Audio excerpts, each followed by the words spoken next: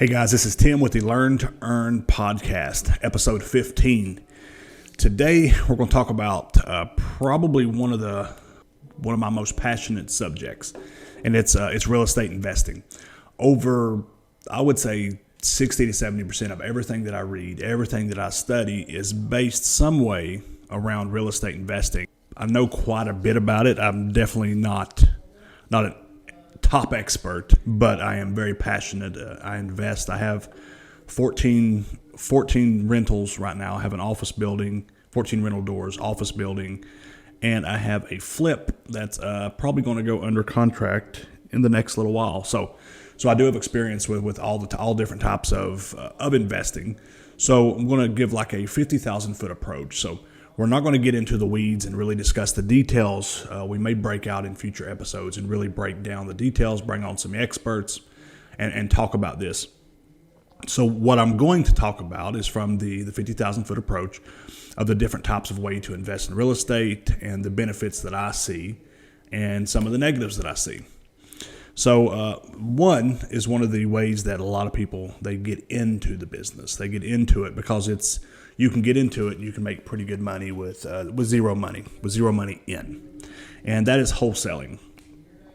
With wholesaling is basically a contract is a legal binding document which can't be broke. So it can be broke, but it's very difficult between the buyer and seller. So what a wholesaler does, a wholesaler comes into finds a property for sale or not for sale or whatever. They put it in contract. So if I'm talking as a wholesaler, I'm talking to buyer A or seller A, and I look and I see that their house is worth about $100,000. I talk them into selling it to me for $60,000. So I've got that contract for $60,000, and when I write the contract, I make sure that contract is assignable, which means I can assign it to somebody else. So what I will do is, now that I have a $100,000 property in contract for $60,000, and this is just normal numbers, I'm just throwing them out there.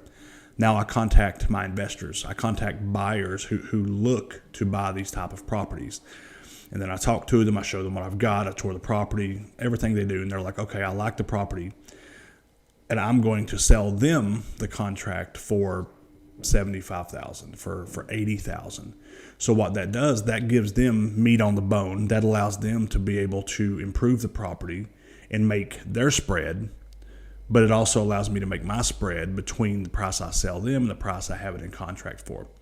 So I sell my contract or I sign it to, so I bought it from seller A. Now I've got it from buyer A.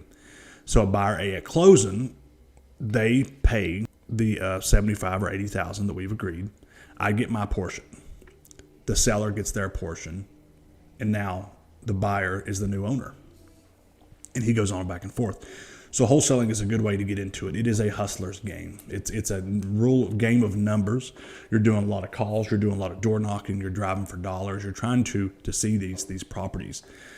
This is a really good for the investor to do, but a lot of investors are busy. They don't have time to do this type of work. So the wholesaler benefits from it as well. So wholesale is a great way to get into it. It is a grind. I work with several wholesalers. So this is a real thing. So with wholesaling, now we're going to talk about fix and flip. Fix and flip is someone who buys a property under value, because one of the big things about real estate is the benefit of buying properties is the money made is when you purchase the property. The money is not made when you sell the property. So the market's going to be what the market is. I can control what I buy it for.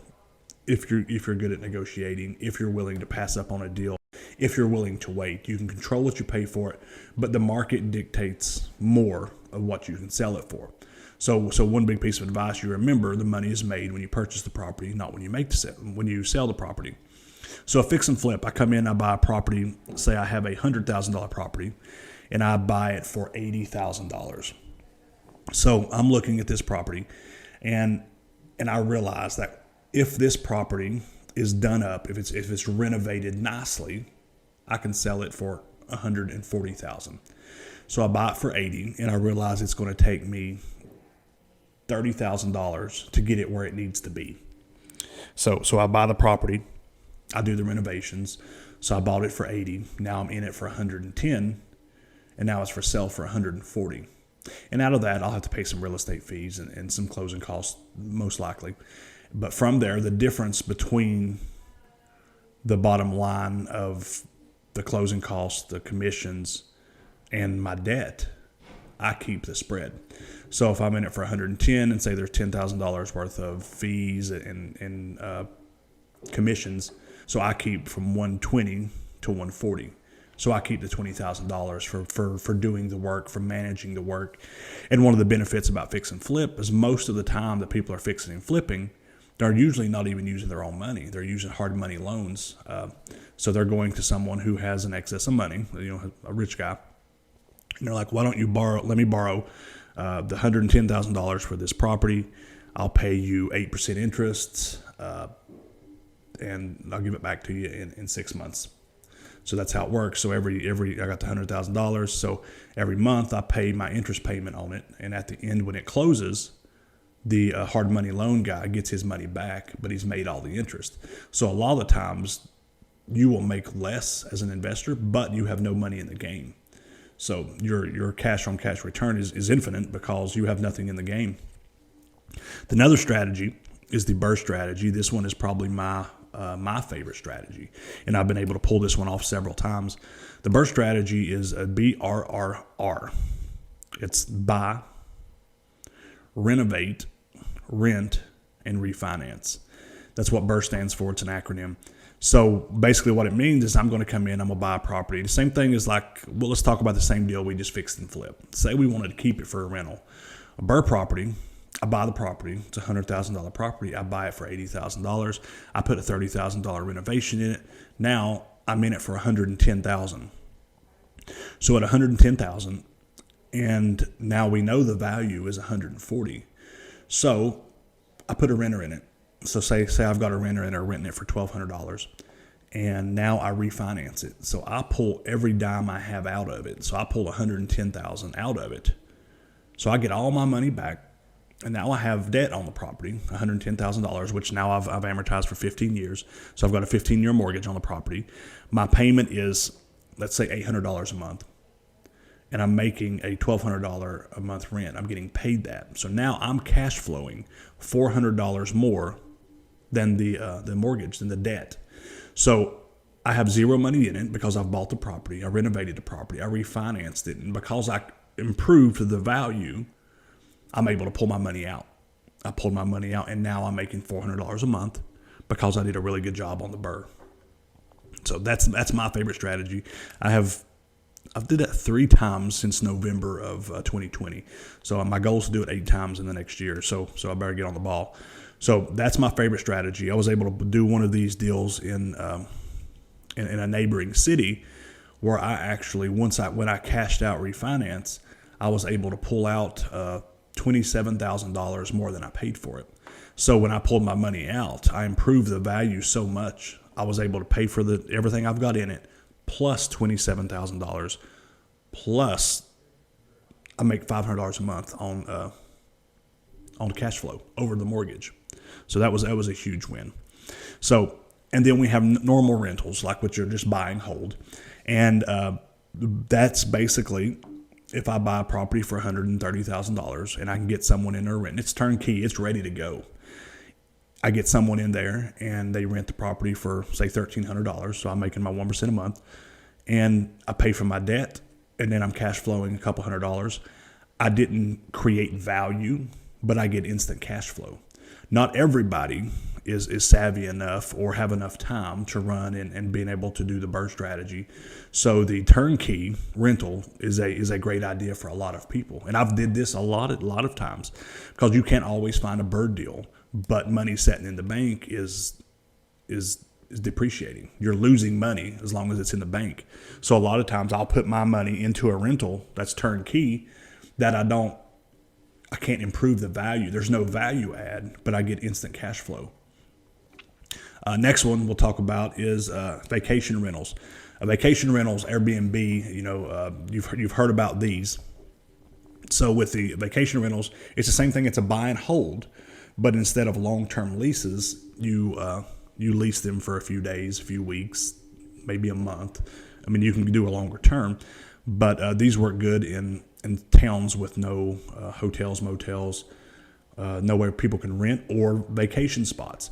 When I travel, I'd much rather be in an Airbnb than a hotel, because an Airbnb is normally it's its own house. It's somebody's house that's renting it for a couple days. It's cheaper than a hotel, but you get all the amenities of being home.